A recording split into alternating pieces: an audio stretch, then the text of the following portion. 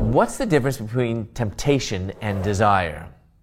Temptation and desire are biblical concepts that we find throughout the Old Testament all the way through the New Testament. And the concept of temptation is something that we find where Jesus himself was tempted for 40 days in the wilderness.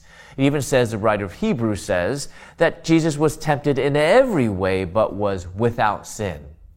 So we know from Jesus' example that temptation in and of itself is not sin, but it can quickly lead to sin. But what about desire? Well, the mistake that we often make is we think desire is not sin, but lust is sin.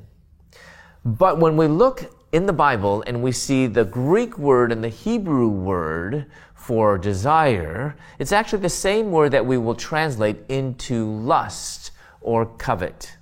So it's not that desire turns into lust. Wrongly ordered desire is lust. It is sin.